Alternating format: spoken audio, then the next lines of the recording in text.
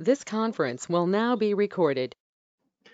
Councillor Skulley, thank you so much for joining us today. And we are catching up with all of our councillors on various topics that are impacting our community. And today we're going to talk to you about education. That is something I know you're passionate about, and you're obviously in the education world and industry. And I'm curious what kind of trends you're seeing in particular in our 3 school districts, Jefferson, Adams, 12, and Westminster Public Schools, and even our higher ed institutions as well.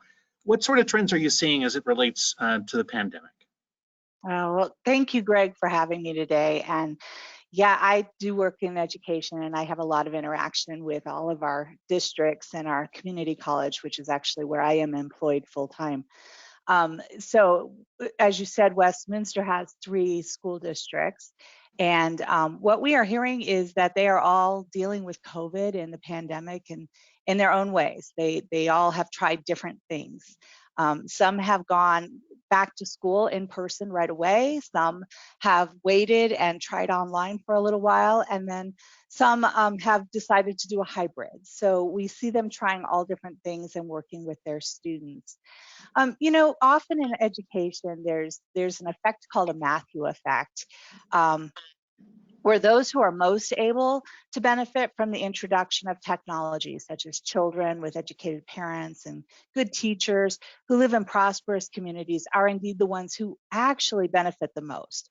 Just because investments in educational technology use are justified by rhetoric claiming that such use will benefit the poor doesn't mean that this is what's actually happening. And in fact, the opposite may well occur. So we see a real divide between our students who have and our students who do not have. And really the school districts are trying to figure out how to bridge that technology gap for our students who are in need. So we're really looking for a lot of contribution to our public schools so that they can help those students who do not have access to computers or internet. And we see our school districts trying to expand their broadband into their parking lots, trying to make sure that they can raise funds. At Front Range Community College, our foundation has raised millions of dollars to help our students be able to buy computers, to be able to access internet so that they can continue to learn in the way they want to. And we've also in higher education seen a real uptick in online learning. So that's a good sign, and that's something that we're pleased with. But we also know that there are many students who just simply can't make that work for them. And so we're trying to figure out how do we get them back onto campuses to learn in modes of learning that are really applicable to them. From going forward, there'll be a great opportunity to develop new forms of blended education that will be very much in demand. Pre-pandemic, there was already a growing demand for more flexible and blended forms of lifelong learning beyond initial education in order to address the need to upskill and reskill for digital economy. Mature adult learners in the future will be more and more interested in micro-credentials, which will allow them to acquire specific knowledge and skills, which is really interesting because I actually was just working on micro-credentials last week in my day job. The demand will be for more work relevant to courses and learning paths and learning experiences. So we're going to see a lot more apprenticeships, and we're going to see a lot more opportunity to earn credit for life experience. In fact, we saw a great bill go through the legislature last year called the Workforce Bill, and it will work to help students who are currently working earn credit for the work they are doing in the workforce. So we're going to see a significant thrust towards experiential learning, which is really great. And then finally, often in recessions, enrollment in higher education surges as most people lose their jobs or face a lack of job prospects. This was really true during the recession, the Great Recession. But it's interesting because during the pandemic, we're still not seeing that surge as much as we thought we would. And so we're trying to understand that. We know that there's a high unemployment level, but we're not seeing that real surge for people coming back to school to do reskilling and upskilling. Even those employed often see economy downsides as an opportunity to enroll back in school if they were already in lower paying jobs. Those graduating might also want to stay back in school to get a postgraduate degree, like was seen in the Great Recession. Courses to be pursued will surely be in technology.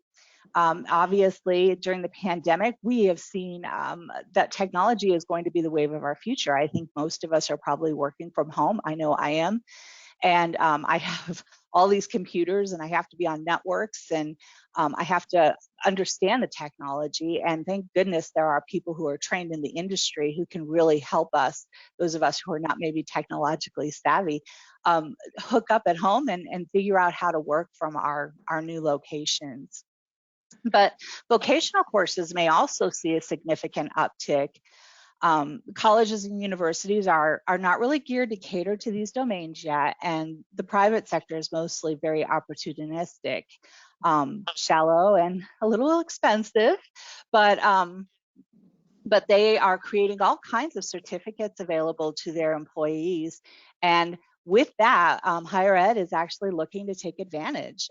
We're looking to do what are called crosswalks, where a student would earn a certificate in their industry, and then we would be able to crosswalk it back for credit, allowing the student to then later come back and reskill, upskill for better paying jobs. So a lot of changes going on in education. Lots of innovation as well. All of this that you were just mentioning ties back to resources, and a lot of times that's financial resources. And it's no secret that especially in our K through 12 area, there is a big concern about future finances and what kind of financial impact we're going to see. I think a lot of districts we've talked to have said, well, we've made it through this year okay. We'll make it through probably a little bit of 21, but I tell you what, when we get down to our budgets, Greg, for 21-22, it's going to be a really, really big challenge. Is that what you're hearing? Absolutely.